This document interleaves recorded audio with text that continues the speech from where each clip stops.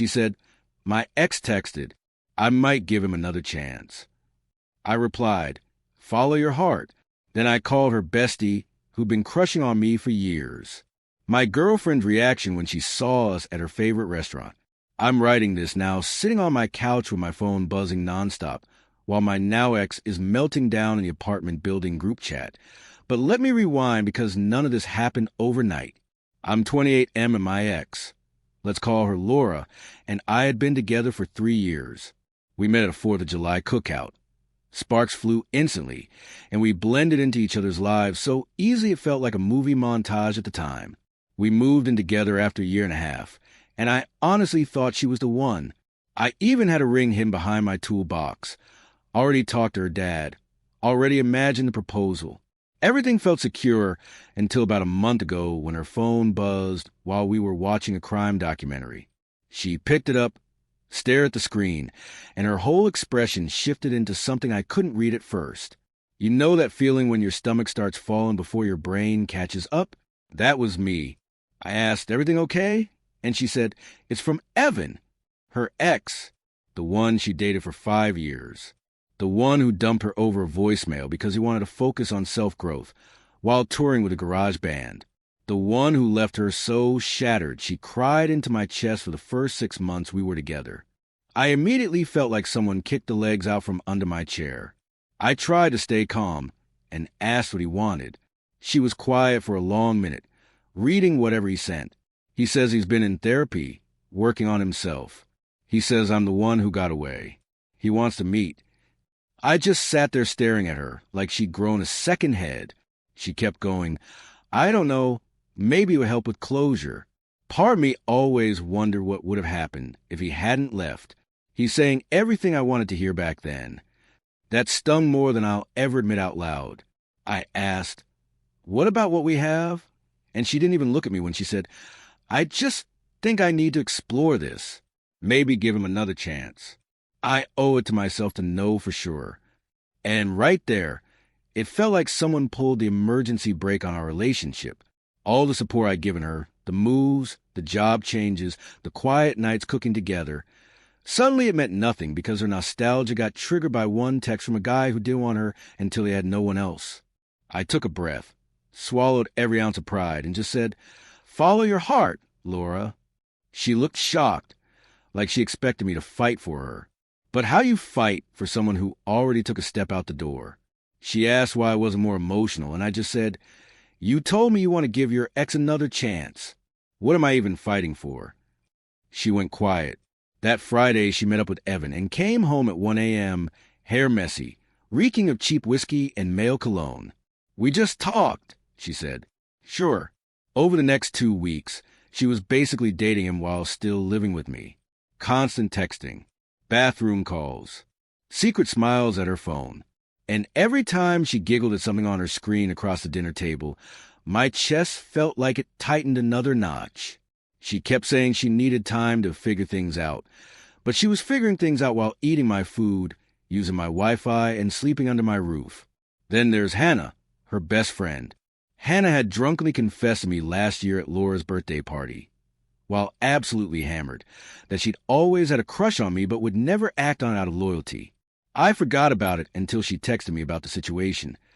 "Heard about Evan. You okay?" We talked for a bit. She told me what Laura was doing was disgusting. Then she asked very hesitantly if I wanted to grab dinner sometime, just as friends, but we both knew it wasn't just that. I stared at that text for a long minute. I knew saying yes would cross a line emotionally, even if Laura had already crossed 10 of them. But something snapped inside me. I'd bent over backward being the stable one, the patient one, the guy who held everything together while she flirted with chaos. So I said yes. We picked Briar Ridge Bistro, which just so happened to be Laura's favorite restaurant, the one she dragged me to for every birthday, anniversary, and celebratory moment, the place where she took endless Instagram photos under the string lights and tagged the location like it was a personality trait. Thursday night, Laura left around 6 to meet a friend, which I assume meant Evan. I picked up Hannah at 6:30. She looked incredible. Red dress, curled hair, that nervous half-smile people get when they're stepping into something they know might blow up their life a little. I asked if she was sure about this. She said yes, and honestly, so was I. At the restaurant, our usual waitress froze in shock before pretending she didn't see the emotional grenade sitting at the table. Hannah and I ordered wine, talked, laughed, and somewhere between calamari and the main course, I felt my chest unclench for the first time in weeks. That's when the notifications piled in. Laura blowing up my phone. "Are you actually kidding me?" Hannah posted a story at Briar Ridge. "With you, at our table." I showed Hannah, and she just raised her glass and said, "To new beginnings." When I got home, Laura was pacing the living room like she was trying to wear a hole in the carpet. And she wasn't alone. Evan was there too. My living room, my couch, my apartment. He stood there with that "I'm a deep artist" vibe, patchy beard, vintage t-shirt, cord bracelets, the whole local band but never paid rent aesthetic. Laura screamed, "How could you take Hannah to our place?" I said, "It's a restaurant, not a sacred burial ground. And you were busy with him." Evan chimed in, "Bro, that's cold." I looked him dead in the eye and said, "You're in my home. Why?" He shrugged and said, Laura needed support. I told him, "Laura doesn't live here. Not anymore." She freaked. "You can't kick me out." Actually, I could. The lease was in my name. She was month to month, and she wanted her ex back. She could go be with her ex somewhere else. Her tears came quick, the manipulative kind. "Baby, it was just one kiss. It didn't mean anything. Hannah means nothing." I said, "Cool. Then you can stay with Evan. He has a room, right?" Evan stammered, I'm between places. I live with my mom because my music is taking off." That almost made me laugh. I gave her official notice the next morning. She tried every trick after that. First, squatters' rights articles she barely skimmed.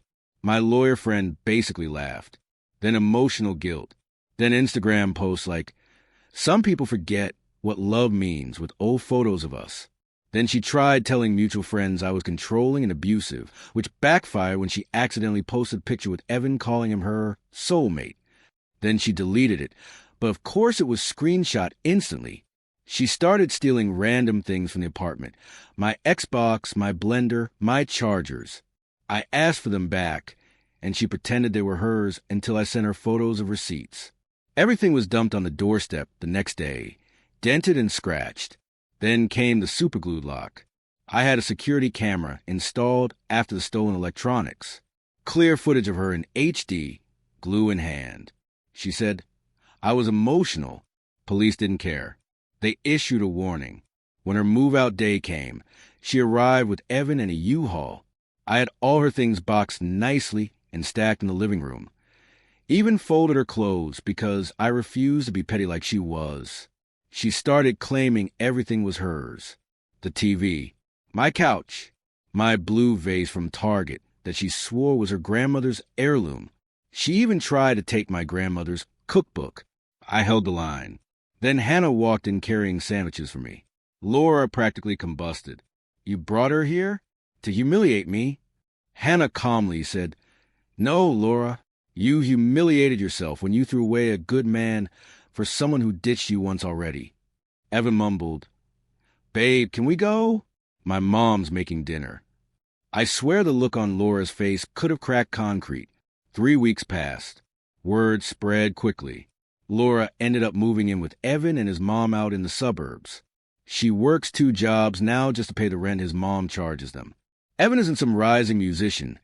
He plays unpaid gigs at coffee shops and lost his license over too many unpaid tickets. So Laura drives him everywhere. She keeps posting cryptic quotes about fake friends and men who fear strong women. Nobody responds. The best twist? She posted a fake pregnancy claiming I was a father. I publicly commented, "Interesting since we haven't been intimate in 2 months. Also, I had a vasectomy last year. Try again." She deleted the post within minutes. Evan dumped her the same day when he realized she was trying to baby trap someone else. Last Tuesday, she showed up crying at my door. "I made a mistake. Evan was a mistake. Can we try again?" I told her, We had 3 good years, and you tossed them aside the moment nostalgia texted you. She tried saying Hannah didn't love me and only wanted what she had, but Hannah walked up behind me, put her hand in mine, and said, "No, Laura, I just wanted someone who doesn't drop me whenever an ex pops up, and I finally found him." Laura walked away sobbing. That night she posted a quote about learning to love yourself. Meanwhile, Hannah and I are taking things slow, but it feels real. No games, no half-truths, no looking over her shoulder for someone else.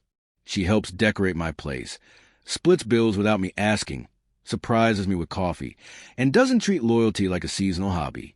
And the final cherry on top? Briar Ridge Bistro's hostess told me Laura tried coming last week with a Tinder date, but they were fully booked. Meanwhile, Hannah and I had a reservation at the same time. Funny how life lines up sometimes. In the end, here's what I learned. You can give someone stability, love, loyalty, and a future, but if they're addicted to chaos, they'll trade all of it for a spark that burns out before morning. And you know what? I'm finally okay with that, because I found someone who sees my worth without needing to lose me first. And that's the kind of quiet, steady happiness that feels like coming home